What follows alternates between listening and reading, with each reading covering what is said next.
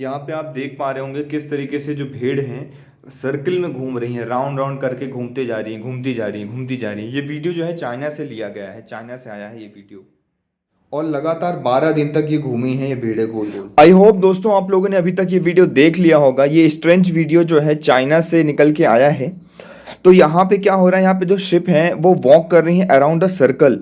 आप लोगों ने इस वीडियो में देखा होगा किस तरीके से शिप हैं ये सर्कल में घूम रही हैं, घूमते जा रही, घूमते जा रही। और सिर्फ ये 1-2 घंटे की बात नहीं हो रही, ये लगातार 12 दिनों तक शिप यहाँ पे घूमती रह गई हैं। तो ये बहुत बड़ी बात है। आखिर ये क्या है, इस पूरे टॉपिक को हम देखेंगे, पूरे टॉपिक को बहुत ही डिटेल में समझने की कोशिश करेंगे।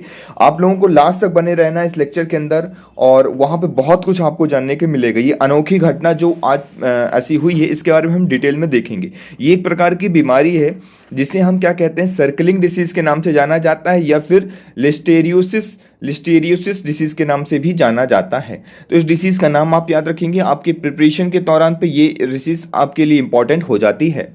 अब बात करते हैं, आप लोगों से मैं बात करता हूँ इसके अंदर कि लिस्टेरियोसिस जो है इन एनिमल्स के अंदर किस तरीके से होता है और ये क्यों होता है और कौन कौन से एनिमल्स के अंदर ये देखने को मिलता है।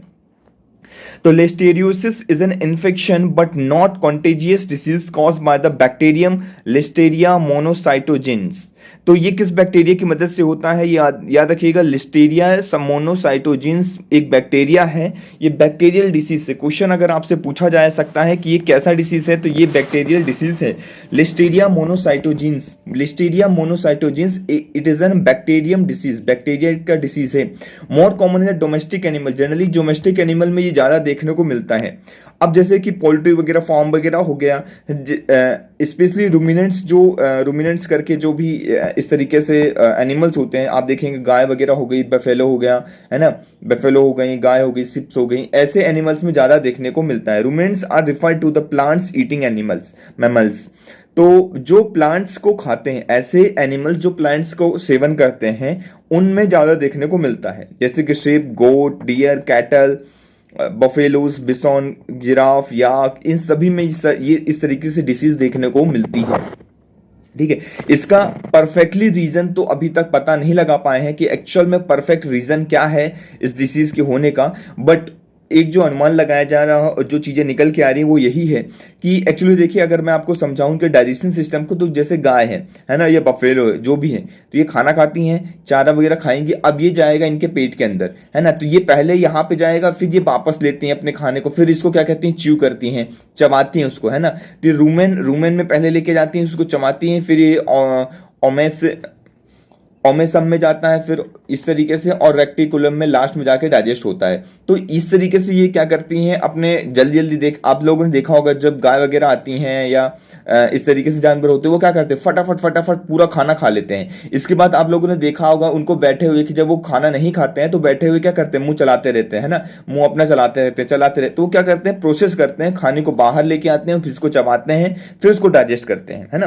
तो ये इनका एक प्रोसेस होता है। तो इसी प्रोसेस में मैं आपको बता दूं, जैसे कि ये जो एनिमल है, तो इनको क्या हो जाता है कि जब भी ये ऐसी कंडीशन में रहते हैं, कंडीशन थोड़ी सी खराब रहेगी, जैसे कि ये डिसीज कब होता है, ये डिसीज जनरली देखने को मिलता है कि जब वहां पे बहुत अच्छे से हाइजेनिक कंडीशन नहीं है ना, और बहुत ही बेकार तरीके से रहे, तो वहां पे कंटेजियस डिसीज जो है तेजी से बढ़ जाती है ना।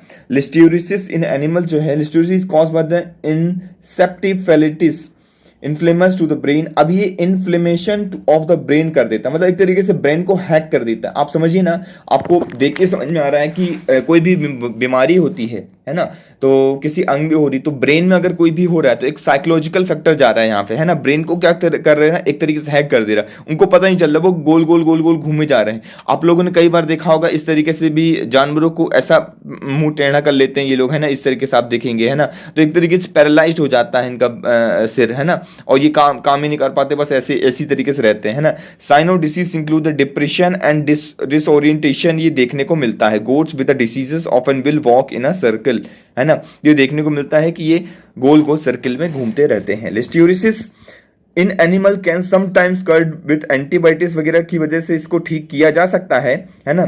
व्हेन डायग्नोसिस अर्ली, अगर अर्ली फेसेस में हमें पता चल गया तो हम इसको डायग्नोसिस कर सकते हैं, लेकिन ये देखने को मिलता है इसकी वजह से बहुत ज़्यादा बड़ी बीमारी भी हो सकती है। इससे फेशियल पैरालिसिस, ये यहाँ पे मैंने आपको बताया, वो देखने को मिल जाता है। ये बहुत मोस्ट कॉमन डिसीज है। ऑब्वियस है कि sign of the veterinarian are the neurological specially lateral deviation of the neck and head देखने को मिलता है। आई होप क्लियर हुआ होगा आपको, है ना। लिस्टोरिसिस जो है इंसानों में भी हो सकता है, मैं आपको बता दूं। ये सिर्फ और सिर्फ ऐसा नहीं है कि सिर्फ एनिमल्स में हो, ये इंसानों में भी देखने को मिल सकता है। Is a serious infection caused by the germ Listeria monocytogenes. तो याद रखना, ये लिस्टीरिया मोनोसाइटोजिन्स जो है इस बैक्टीरिया का नाम है। People usually become ill with listeriosis after eating contaminated food. अगर आप बाहर का खाना, कुछ भी ऐसा खाना खाते हो जो कि बहुत ज़्यादा कंटेमिनेटेड खाना है, जैसे कि मैंने बोला ना कि अगर हेल्थ और हाइजीनिक का ध्यान नहीं रखा गया है तो वहां पे ये डिसीज ज़्यादा देखने को मिलती है। The disease is primary affect the pregnant women. अब इंसानों में किसको ज़्यादा अफेक्ट करती है, तो प्रेग्नेंट वुमेन अगर कोई है तो वहां पे बहुत ही हाइजीनिक कंडीशन होनी चाहिए, इस बात को ध्यान रखना है। न्यू बॉर्न्स बेबीज जो होते हैं उनमें ध्यान रखना। ओल्डर जो थोड़ा सा बूढ़े व्यक्ति हो जाते हैं, एडल्ट हो जाते हैं, उनमें ये ज़्यादा देखने को मिलता है। And the people with the week immune system, जिसकी जो इम्यून सिस्टम है बहुत ज़्यादा वीक होती है, वहां पे भी ये देखने को मिलता है। It's a rare for the people in other group to get sick with listeria infection, है ना। थोड़ा सा रेयर है, बट ऐसा नहीं कि होता नहीं, होता है, ये देखने को कई बार मिला भी है। ठीक है, ये आपको याद रखना है। नाउ मैं आपको समझाता हूं, इसकी थोड़ा सा प्रोसेस को भी डिटेल में हम देखने की कोशिश करेंगे। जैसे कि आपका ब्रेन है ना, नॉर्मल मीनिंग्स है, ये डूरा मोटर है ना। अब ये देखिए एक लेयर से, ये लेयर है, एक ये है, एक ये है, एक ये है, ये है, ये है, ये है। तो ये लेयर के ऊपर ये वायरस क्या करता है, इफेक्ट करता है। अगर मैं आपको जूम करके दिखाता हूं, ठीक है, encephalitis, it is a medical condition where the inflammation of the brain commonest cause the encephalitis in a viral infection। तो ये वायरस जाता है और इस जगह जो है इफेक्ट करता है, तो पूरे ब्रेन को एक तरीके से क्या कर देता है, हैक कर लेता है। तो आप क्या कर रहे हैं, क्या नहीं कर रहे हैं, आपको खुद ही पता नहीं चलेगा। तो आई होप ये चीजें क्लियर हो रही होंगी आपको, है ना। हमने डिटेल में ये चीज डिस्कस करी। चलिए आज का लेक्चर स्टार्ट करते हैं, और वैसे भी हम लेक्चर स्टार्ट कर ही चुके हैं। So welcome to the Ediverse News Analysis. Today is 20 November 2022 and we are going to discuss the Hindu newspaper analysis। तो आज के अंदर जो इंपॉर्टेंट न्यूज है उसमें से सबसे इंपॉर्टेंट न्यूज को मैंने आप पहले ही कवर कर लिया है। Srinagar set for the 980 crore makeover. जो पहली न्यूज यहाँ पे बताई जो जा रही है वो ये बताई जा रही है कि श्रीनगर में जो है अभी सेट किया है 980 करोड़ के प्रोजेक्ट्स आएंगे। स्मार्ट सिटी प्रोजेक्ट के तहत इसको लाया गया है और यहाँ पे बहुत प्यारे तरीके से, बढ़िया तरीके से डेवलपमेंट होने वाला है। Before starting the newspaper detailing, एक छोटी सी न्यूज़ आप लोगों के लिए। अगर आप इंस्टाग्राम के अंदर हैं तो आप हमें फॉलो कर सकते हैं इंस्टाग्राम के अंदर। यहाँ पे ये हमारा इंस्टाग्राम का पेज है, 49 फॉलोवर्स हो चुके हैं यहाँ पे। धीरे धीरे आप लोग और फॉलो करिए। यहाँ पे अलग अलग जो है इस तरीके से, जैसे ओल्ड पेंशन स्कीम हो गई, डिटेल्स में एक एक टॉपिक को भी देता हूँ और जितने इंपॉर्टेंट आर्टिकल्स हैं उन सबको हाईलाइट करके भी यहाँ पे पोस्ट करता हूँ, जिससे आप लोगों को ज़्यादा ईजिली अवेलेबल हो पाए सारे करंट अफेयर्स की चीजें, है ना।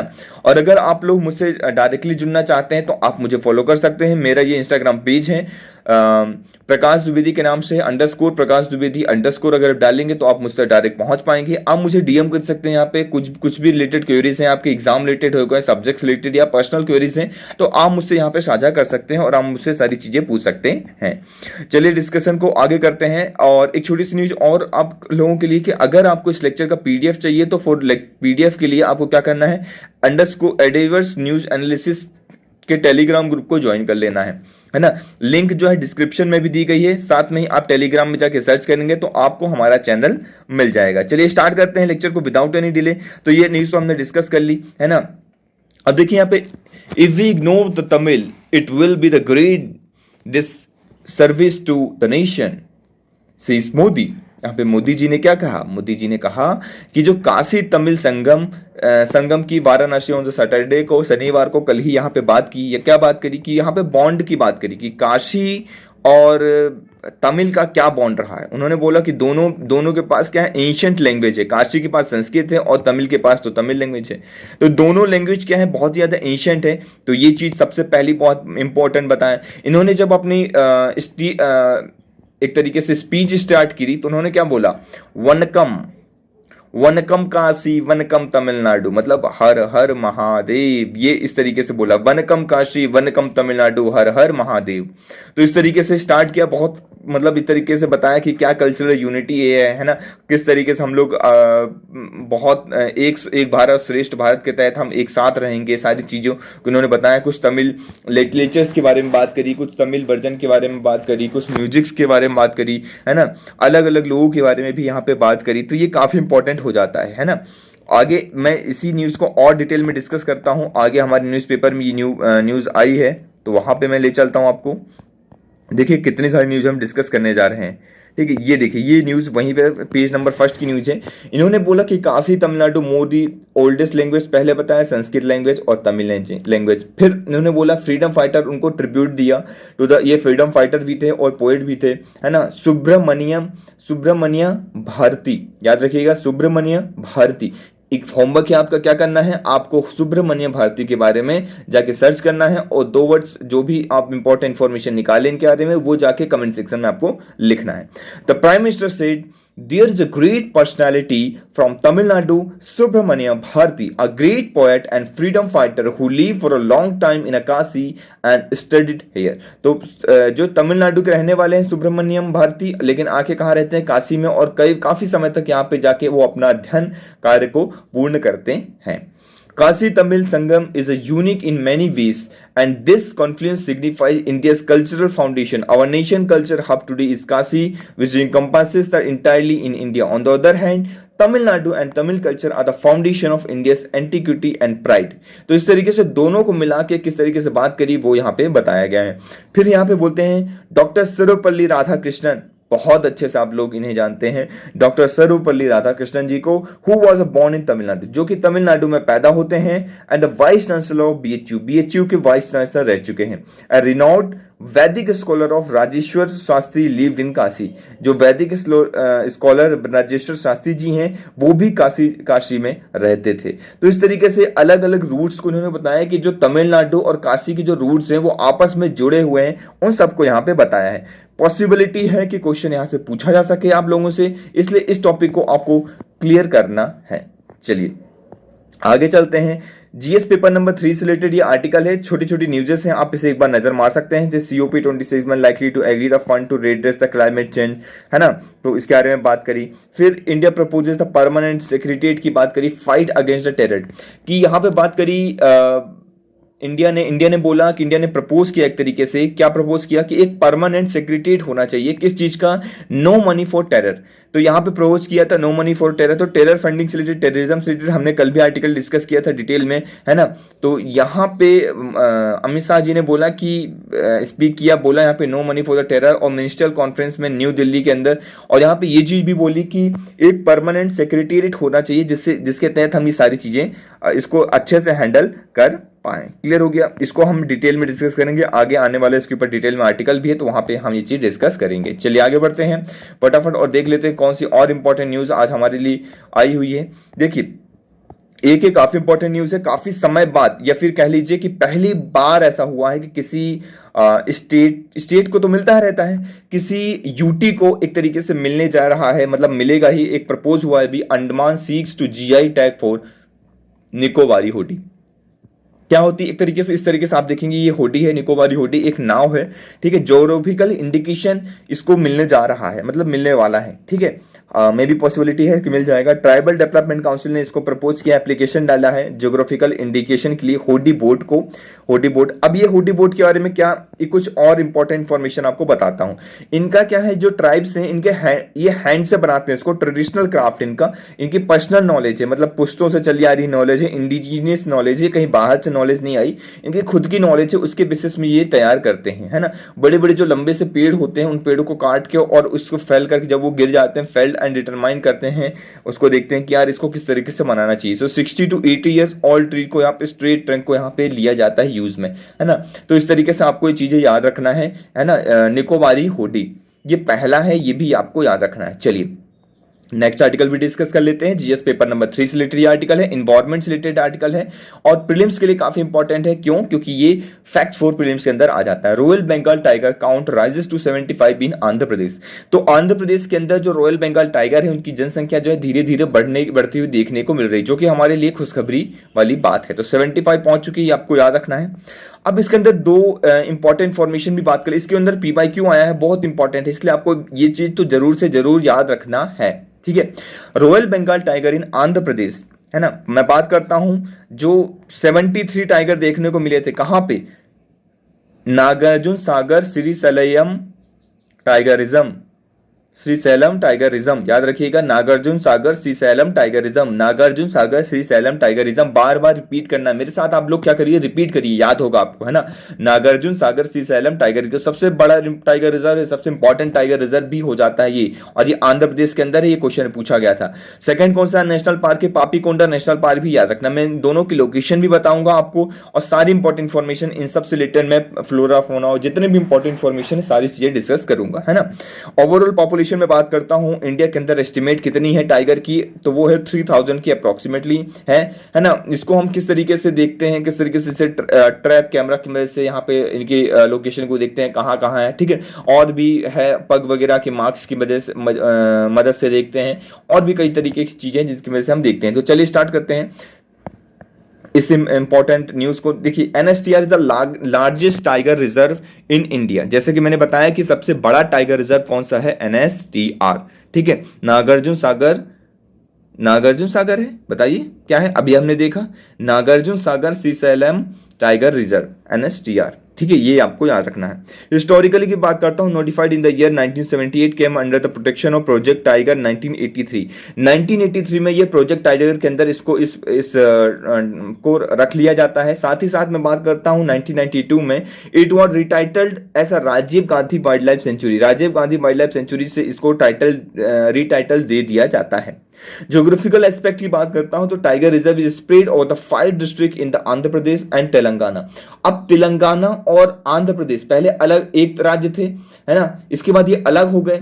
अब ये जो टाइगर रिजर्व ये दोनों में लाई करता है, एक तरफ तेलंगाना में भी लाई करता है और आंध्र प्रदेश में भी लाई करता है। सोचिए, इन दोनों के डिवीजन होने के बाद भी ये सबसे बड़ा टाइगर रिजर्व है। मतलब ये अगर मैं सिर्फ इस की बात करता हूं आंध्र प्रदेश एरिया की, फिर भी ये सबसे बड़ा टाइगर रिजर्व है। तो आप लोग खुद ही सोच सकते हैं कितना बड़ा टाइगर रिजर्व है, काफी इंपॉर्टेंट हो जाता है।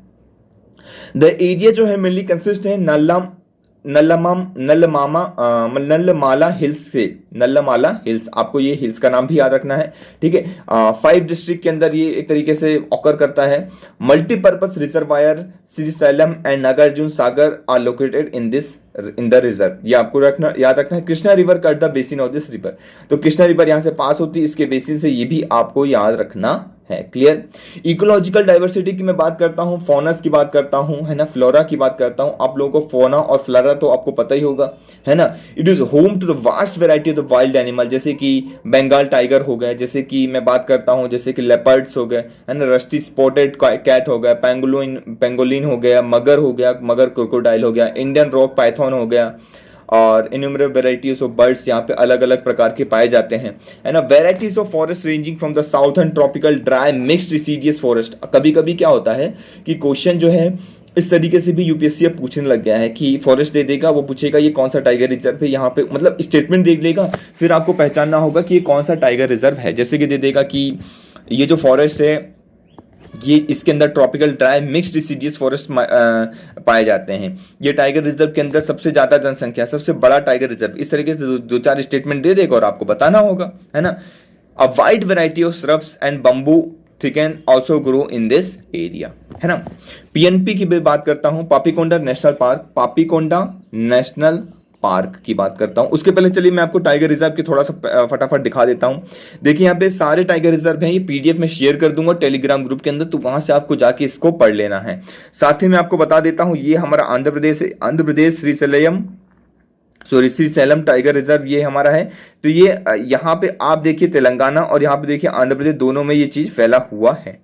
क्लियर हो गया बात आपको? ठीक है, अभी बाकी है जैसे पन्ना टाइगर रिजर्व हो गया, बांधवगढ़ टाइगर रिजर्व हो गया, सतपुरा, पेंच, मेलघाट, पेंच, फिर से ये आप याद रखिएगा बोर, टडोबा, अंधेरी, कवाल, शाहयाद्री, ठीक है, राजाजी, कॉर्बेट, पिलीभा, दुधवा, वाल्मीकि, सिरिस्का, रणथंभौर, मुकुंदरा हिल्स, संजय दुबरी, पलामू, सुंदरवन, सिम्पलीफर, अंचंकमर, अमरकंटक, ठीक है, असद कोशी टाइगर रिजर्व। तो सारे टाइगर रिजर्व के नाम आपको याद होने चाहिए। वैसे हम क्या करेंगे, अभी ये सारे लेक्चर्स आने वाले प्रीलिम्स ओरिएंटेड सारे लेक्चर लेके आऊंगा जहां ये सारी चीजें हम डिस्कस करेंगे। चलिए पीएनपी की बात करते हैं। पापीकोंडा नेशनल पार्क की बात करता हूं मैं। यहाँ पे स्प्रेड है 1000 अप्रोक्सीमेटली स्क्वायर किलोमीटर में, east and west Godavari district of Andhra Pradesh. Andhra Pradesh के ईस्ट और वेस्ट गोदावरी डिस्ट्रिक्ट के अंदर ये है, प्रेजेंट है। It is historically experience a varying level of protection reserve from the 1882 से वाइल्ड लाइफ सेंचुरी इन 1978 में किया गया, और नेशनल पार्क फ्रॉम 2008 से, आपको याद रखना है। पापीकोंडा हिल है range from eastern Ghat river Godavari enrich in the Papikonda park in its natural beauty. This most deciduous forest मिलता है यहाँ पे।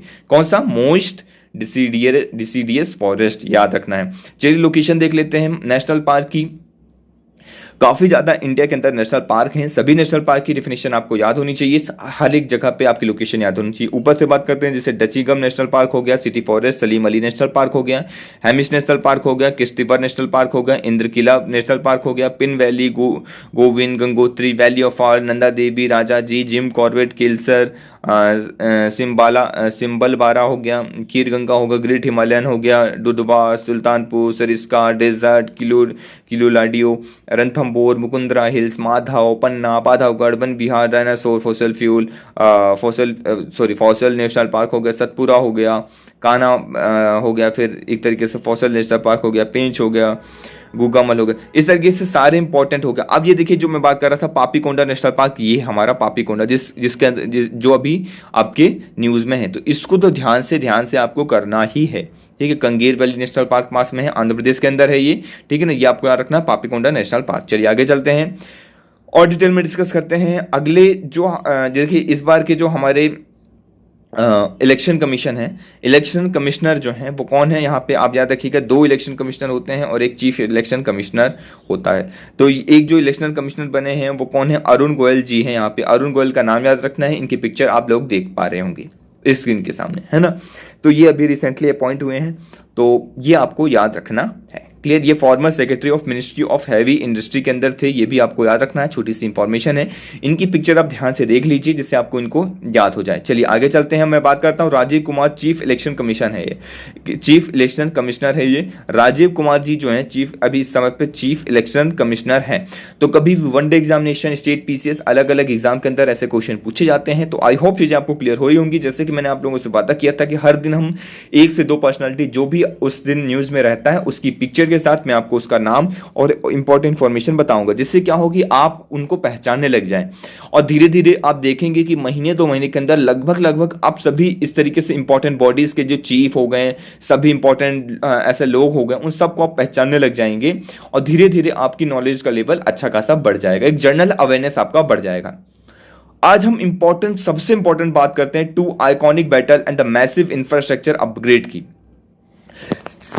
60वीं एनिवर्सरी यहाँ पे मनाई जा रही है। 60th anniversary, Indo China war हुआ था उस समय पे 2 जगह ऐसा था, बैटल ऑफ रिजांगला बैटल हुआ था ईस्टर्न लद्दाख के अंदर, एंड नॉर्थर्न नवंबर 18 नवंबर को हुआ था ये चीज। और बैटल ऑफ वेलोंग हुआ था कहाँ पे, 16 नवंबर को। तो बैटल ऑफ वेलोंग और बैटल ऑफ रिजांगला मैंने बताया था आपको पहले भी, जब भी ला वर्ड लगा हो किसी भी वर्ड के आगे, नाम के आगे, तो उसका मतलब होता है वो कहीं ना कहीं पास है ना। तो पासेस भी देखेंगे, लोकेशन देखेंगे, वॉर क्या हुआ था, क्या क्या चीजें हुई थी उस वॉर के अंदर, सारी चीजें डिस्कस करने वाले हैं। तो बिल्कुल आपको इसको छोड़ना नहीं है ना, बने रहना लेक्चर के अंदर। चलिए स्टार्ट करते हैं। साइनो इंडियन वार की बात करता हूं, 1962 में ये वार हुआ था। इंपॉर्टेंट इंफॉर्मेशन है, आपको जाके इसको रीड कर लेना है ना। मैं बात करता हूं कंटेक्स्ट की, 1962 में वार हुआ था, है ना। आप ये देख पा रहे होंगे ये अलग अलग लोकेशन है। Why LAC often flares up, flash pointed included, कुछ पॉइंट्स हैं जैसे 23 disputed and sensitive area along the unresolved 3488 kilometre long LAC line of actual control witness aggressive patrolling and face off between the troops from the two side. ये काफी ज्यादा यहाँ पे तनातनी बनी जो है बनी रहती है। तो अरुणाचल प्रदेश वाला एक रीजन है और एक लद्दाख वाला रीजन है, ये दो रीजन में बहुत ज्यादा गर्माहट बनी रहती है ना। तो इन दोनों रीजन के बारे में भी हम डिटेल में डिस्कशन करेंगे। अब क्या रीजन था वॉर होने का, लड़ाई का क्या वॉर था? हिस्टोरिकली लीगेसी, बॉर्डर डिस्प्यूट सबसे बड़ा रीजन था। India and China remains disputed from pre independence, India से ये डिस्प्यूट बना रहा है, ठीक है। उनका कहना था कि जो मैकमोहन लाइन है had been drawn in the 1914 without even survey and taking China into confidence, ये ऐसा ये कहना है। अक्साई चीन की बात करता हूं और अरुणाचल प्रदेश की बात करता हूं, जहां पे सबसे ज्यादा जो है गर्माहट बनी रहती है, लड़ा मतलब तनातनी बनी रहती है इंडियन आर्मी और इंडिया के बीच में और चाइना के बीच में, चाइनीज आर्मी के बीच में। The main reason for the Indo China war was dispute over the sovereignty of widely spreaded Aksai चीन।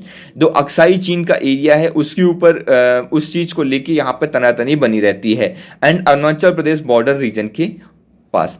क्लेम ओवर द टेरिटरी, जैसे इंडिया क्लेम करता है कि Aksai Chin is a part of Ladakh, है ना, जिससे कि ऑब्वियस सी बात है, पार्ट हम क्लेम करते नहीं बल्कि हमारा पार्ट है ही, 100% श्योर है कि हमारा वो पार्ट है और हम एक दिन इसको जरूर लेके रहेंगे।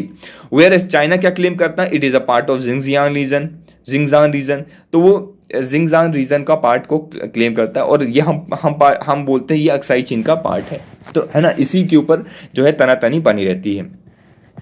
इंडियाज इंटेलिजेंस फेल्यूर, अब क्यों ये वॉर हम एक्चुअल में हार गए थे, लेकिन ये क्यों ये वार हारे और इससे हमको बहुत कुछ सीखने को भी मिला। फिर हमने क्या किया, बहुत सारी ऑर्गेनाइजेशन, बहुत सारी इंटेलिजेंस हमने बनाई और फिर हमने क्या किया, हमने अपने मिलिट्री को और ज़्यादा स्ट्रॉन्ग किया और पावरफुल किया। तो जब भी देखिए, या तो हम सीखते हैं या तो हम जीतते हैं, दो ही चीज़ें होती हैं, हम कभी हारते नहीं हैं, है ना। तो ये वर्ड यूज करना कि हम हार गए थे गलत होगा। हमने वहाँ से बहुत कुछ सीखा है कि हमने अपनी फॉरेन पॉलिसी को चेंज किया, कुछ डिसीजंस ले लिए थे, कुछ इंटेलिजेंस फेलियर हुआ था जिसकी वजह से हमें सीखने को मिला और हमने उसको इंप्रूव किया।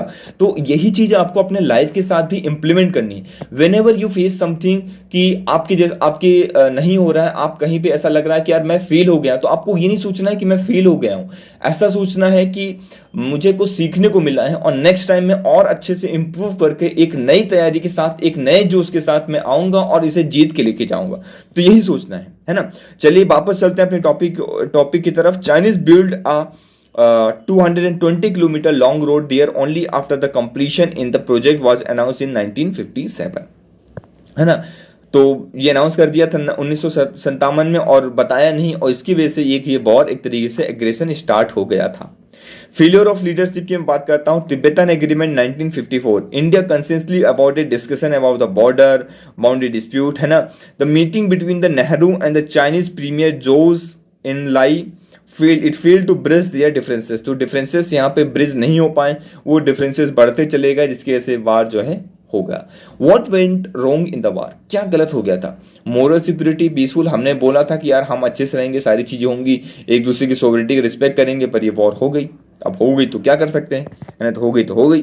रिजल्ट क्या हुआ? China emerge as a victorious, China यहाँ पे जीत हासिल किया और ऑक्यूपाई किया large part of the Ladakh के बहुत बड़े पार्ट को यहाँ इसने ऑक्यूपाई कर लिया। And Arunachal eventually return to territory occupied the Arunachal, जो अरुणाचल में ऑक्यूपाई किया था वो तो रिटर्न कर दिया, है ना, but retain control over the 338,000 square kilometre of Aksai Chin का जो एरिया है, जो हमारा लद्दाख का पार्ट है, उसको अभी तक रिटेन किए हुआ है। इम्पैक्ट की बात करता हूं, सिविली डीमोरलाइजिंग द इंडियन आर्मी को डीमोरलाइज कर दिया गया था, मतलब कर दिया इस वॉर के बाद। वीकनेस देखने को मिली हमें, है ना, और जो leading to the war in 1965 and led to the decades handicapped relation with China. तो चाइना के साथ जो हमारे रिलेशन थे प्रॉपर हैंडीकैप्ड हो गए। उस वॉर के बाद एक जो कड़वाहट है वो निकल के आई और आज तक वो कड़वाहट बनी हुई है ना। तो वॉर कभी भी सॉल्यूशन नहीं होते हैं, ये आपको पता होना चाहिए, है ना, और आप सभी लोग जानते ही हैं। एग्रीमेंट बिटवीन इंडिया और चाइना के बीच में क्या एग्रीमेंट हुआ कि हम क्या करेंगे, maintenance of peace and tranquillity, peace को बना के रखेंगे, ट्रैंक्विलिटी को बना के रखेंगे। 1993 में एग्रीमेंट हुआ। मिलिट्री CBM का हुआ 1996 के अंदर। Political parameter guiding the principle for the settlement of boundary dispute को पॉलिटिकली इसको करेंगे, ना कि आर्मी से।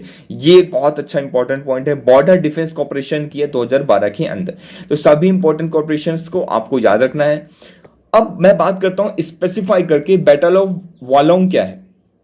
देखिए, Walong is one of the India east most village in Arunachal Pradesh. Arunachal Pradesh के पास एक गांव है वोलोंग, वोलोंग करके, है ना। 1962 के इंडिया चाइना वॉर में, इंडिया चाइना वॉर देख लिया हमने, इंडिया चाइना वॉर का ही पार्ट है बैटल ऑफ वोलोंग, है ना। ये दोनों बैटल की जो मैं बात कर रहा हूं, दोनों की दोनों इंडिया चाइना जो वॉर है 1962 का, उसी का पार्ट है। यहां पे क्या हुआ था, Indian army defended against the China in all sector except Arunachal Pradesh Walong, है ना। तो हर सेक्टर में जो है यहाँ पे डिफेंड कर लिया था, बट इस सेक्टर में नहीं कर पाए। तो battle of Walong was the only counter attack India could manage in the war. तो सिर्फ यही एक एरिया था जहां पे इंडिया जो है काउंटर अटैक को मैनेज कर पाया, ये आपको याद रखना है। तो Indian army held back in the Chinese troop for the 27 days. तो 27 दिनों तक यहाँ पे पीछे रख पाई इंडियन आर्मी यहाँ पे चाइनीज आर्मी को, है ना। Which force the Chinese to deploy its reserve division from the Tawang and वोलोंग।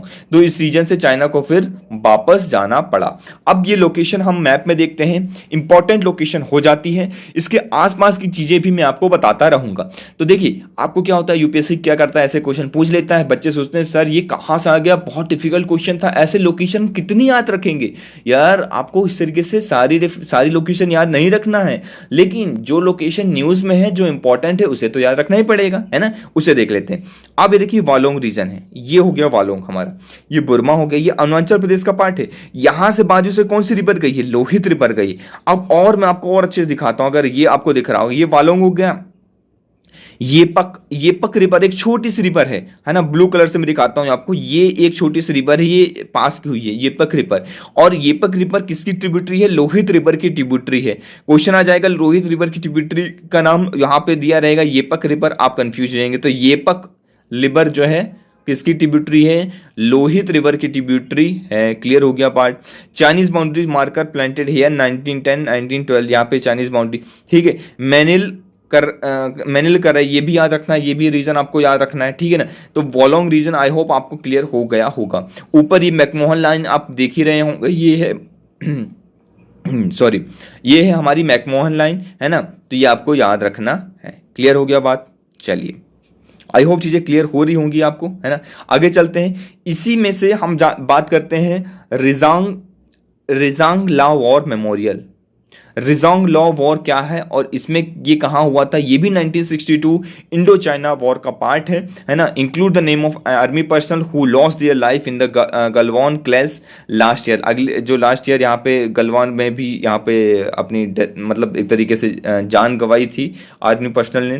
Defence minister Rajnath Singh inaugurated किए थे यहाँ पे वॉर मेमोरियल को। Rezang La in the eastern Ladakh के अंदर एक वॉर मेमोरियल बनाया गया था, इनोग्रेट हुआ था, ये आपको भी याद रखना है, इसलिए भी इंपॉर्टेंट ये हो जाता है। It is also called Rechin La के नाम से भी इसको जाना जाता है।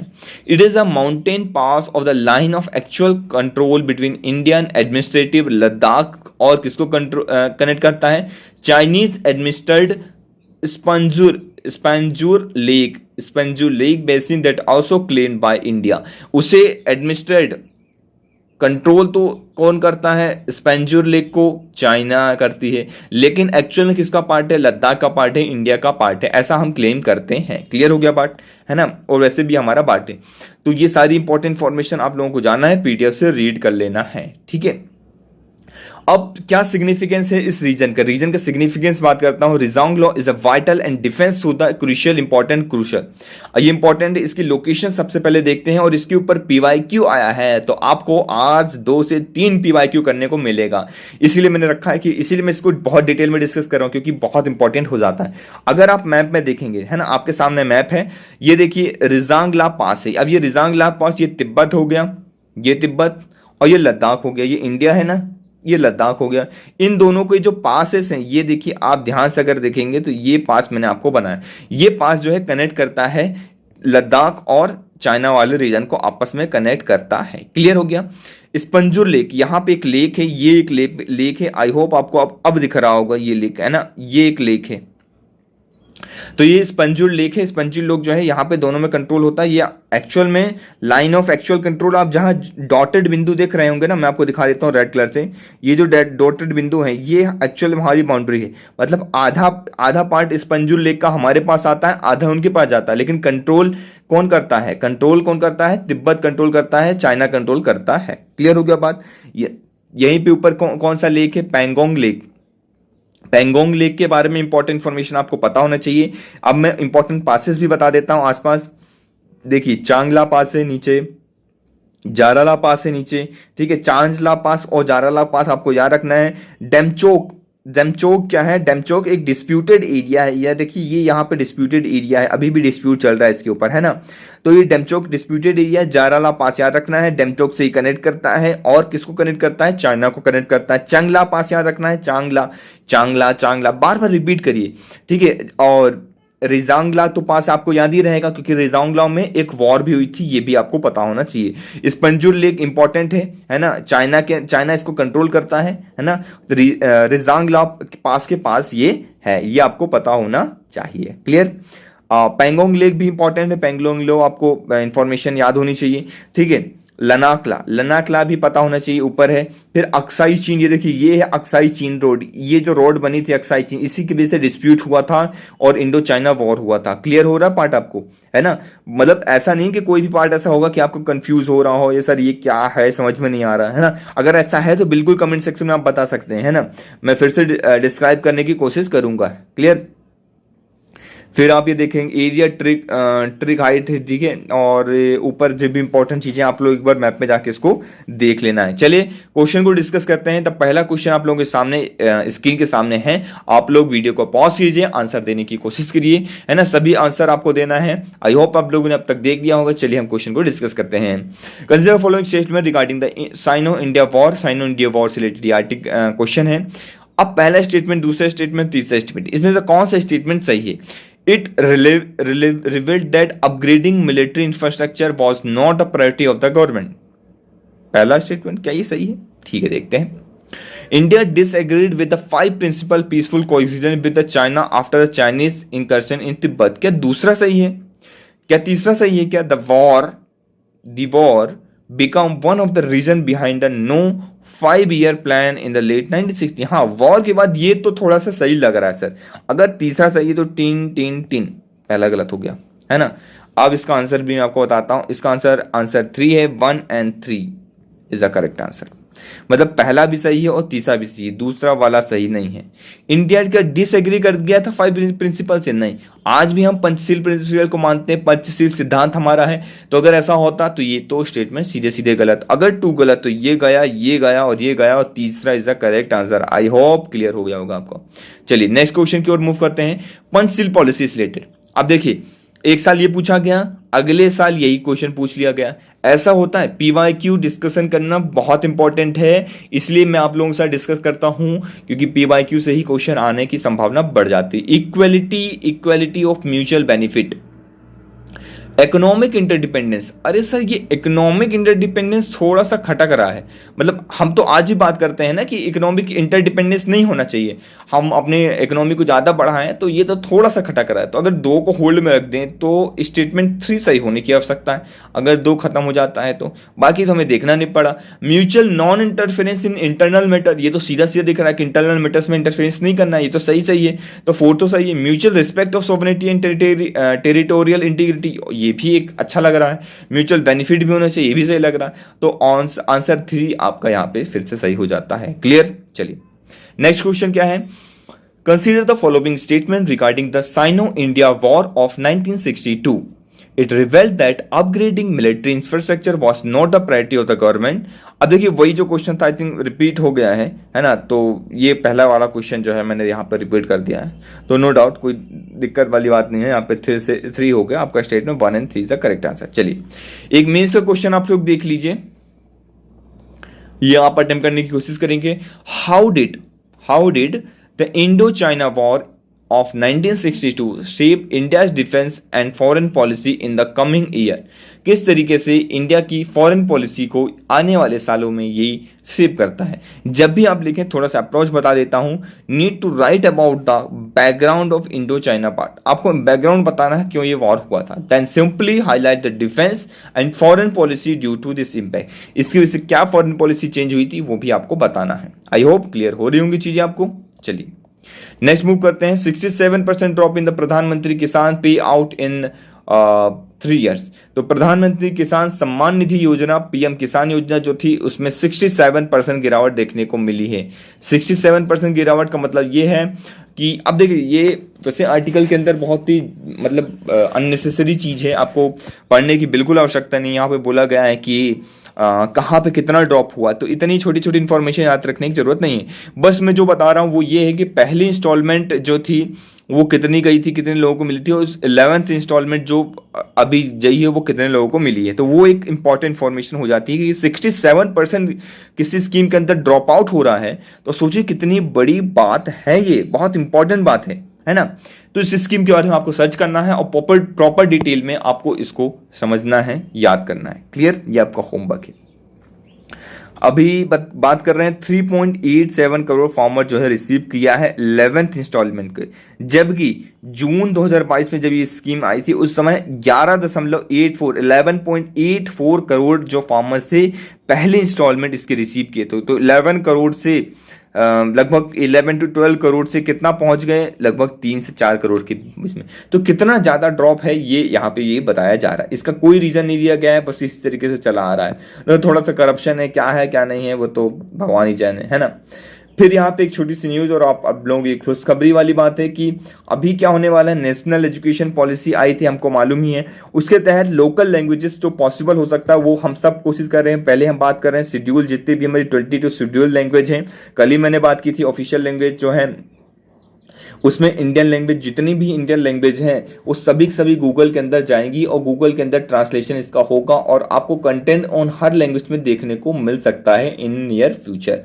क्लियर हो गया। तो छोटी सी इन्फॉर्मेशन थी, मैंने सोचा आप लोगों के साथ शेयर कर दूं तो मैं शेयर कर दिया। चलिए अभी देखिए साइंस टेक में कुछ खास तो ऐसा नहीं है। ये देखिए कि largest ever marine turtle fossil discovered in Spain में देखने को मिला है ना। छोटी छोटी न्यूज है, ऐसा यूपीएससी कभी पूछता नहीं है। मैंने थोड़ा सा बता दिया यहाँ पे कि एक यूएस साइंटिस्ट ने फाइंड किया है, ओरल ड्रग को फाइंड किया है लोअरिंग द कोलेस्ट्रॉल लेवल को कम करने के लिए, है ना। तो ये सब रटने की आवश्यकता बिल्कुल नहीं है। जो नहीं है वो मैं बिल्कुल क्यों बताऊं, क्यों अननेसेसरी मैं आप लोगों का एक तरीके से बर्डन बढ़ाऊं कि ये भी याद कर लो, ये भी याद कर लो। हाँ, ये एक जनरल अवेयरनेस रिलेटेड आर्टिकल है, आप चाहें तो उसे रीड कर सकते हैं। Hypertension a ticking time bomb in the Indian Eldhose scan.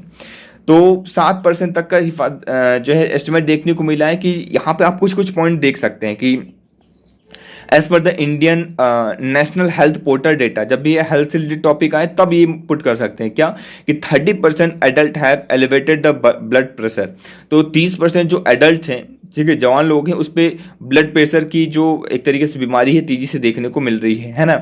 जिसमें से 35% जो है अर्बन एरिया से आते हैं और 28% रूरल एरिया से आते हैं। तो अर्बन एरिया वाले ज़्यादा हैं in comparison to rural area. वैसे ही बताया गया जैसे कि रिच लोग जो हैं ज़्यादा हैं इफेक्ट कर रहे हैं, नहीं रिच इफेक्ट नहीं कर रहे हैं, पुअर लोग ज़्यादा इफेक्ट कर रहे हैं इससे और रिच कम कर रहे हैं। ठीक है, ये जैसे पुअर क्यों कर रहे हैं ज़्यादा, क्योंकि वो अंडर नरिश लोग जो हैं ज़्यादा कर रहे हैं। जो चिल्ड्रन अंडर नरिश हैं उनको ज़्यादा ये ब्लड प्रेशर की होने की संभावना बढ़ जाती है ना।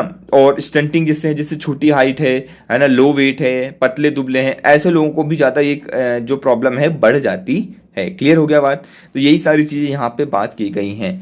तो और इसकी वजह से बहुत ज़्यादा प्रॉब्लम और भी बीमारियां देखने को मिल सकती हैं। और एरिया बताया गया जैसे कि छत्तीसगढ़, उड़ीसा, तेलंगाना, आंध्र प्रदेश, मणिपुर, मिजोरम, त्रिपुरा, नागालैंड है the higher hypertension prevalence over the 35% compared with the rest of India. तो ये आपको याद रखना है। क्लियर हो गया बात।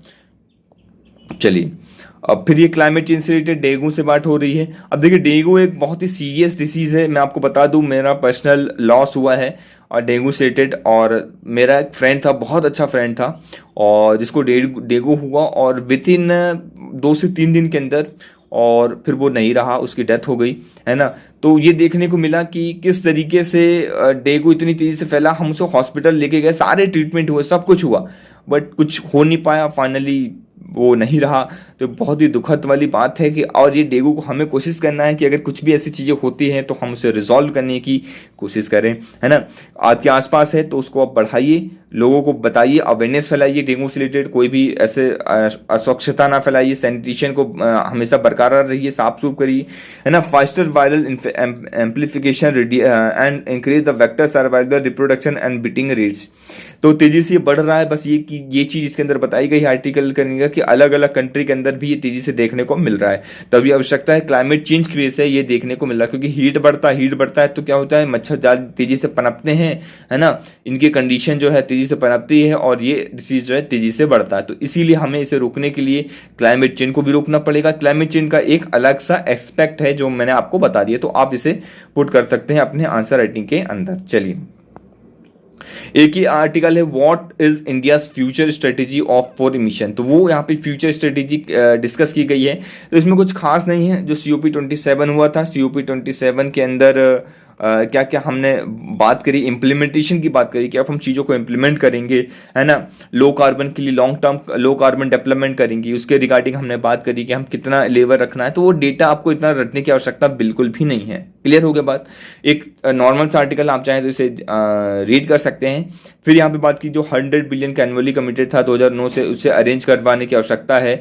ग्लासगो लास्ट ईयर जो हुआ था, ठीक है, इस साल COP27 जो है इम्प्लीमेंटेशन कॉन्फ्रेंस है, हमें इम्प्लीमेंट करवाना है, ठीक है, the journey to net zero 5 decade long, ठीक है। तो ये बात की जा रही है किस तरीके से हम इसको कम करेंगे। जैसे कि हमने बात करी कि एथेनॉल ब्लेंडिंग करेंगे, हम पेट्रोल की इंक्रीज करेंगे 20% तक, जो एग्जिस्टिंग अभी 10% है। स्ट्रॉन्ग शिफ्ट करेंगे passenger and freight vehicle to public transport में, ठीक है, परफॉर्म करेंगे। अचीव PAT स्कीम को, PAT स्कीम क्या है, refer to emission trading, emission जो ट्रेडिंग वगैरह होगी उसको हम ध्यान रखेंगे, देखेंगे, सारी चीज़ों को देखेंगे। हाइड्रोजन मिशन है, इंक्रीज इलेक्ट्रिफिकेशन, ये सारी चीज़ें हम यहाँ पे देखेंगे। आई होप चीज़ें क्लियर हो रही होंगी आपको, और हमने डिटेल में आज के आर्टिकल्स को डिस्कस किया। तो कैसा रहा आज का आर्टिकल और आज का लेक्चर, आपको कमेंट सेक्शन के अंदर बताना है। बहुत मेहनत लगती है इस लेक्चर को बनाने में, रिसर्च करना पड़ता है आप लोगों के लिए, क्वेश्चंस पेपर सारी चीज़ें प्रॉपर करना पड़ता है ना, रिकॉर्डिंग, एडिटिंग, फिर इसके बाद अपलोड होता है ना। It will take a lot of efforts and lot of time और लॉट ऑफ एनर्जी। तो आपको बस करना इतना है कि लेक्चर को लाइक करना है और वीडियो को लाइक करना है, लेक्चर को शेयर करना है, और जो भी आपकी रिक्वायरमेंट है आप हमें कमेंट सेक्शन के अंदर बता सकते हैं। कोशिश करेंगे हम इसको रिजॉल्व करने की। ज़्यादा से ज़्यादा लोगों तक शेयर कीजिए, अपने फ्रेंड सर्किल के अंदर ये फैलाइए, और कोशिश कीजिए कि लेक्चर ज़्यादा से ज़्यादा शेयर हो पाए। कल मिलते हैं आप लोगों से एक नए लेक्चर के साथ, एक नई एनर्जी के साथ। तब तक के लिए thank you very much for the discussion.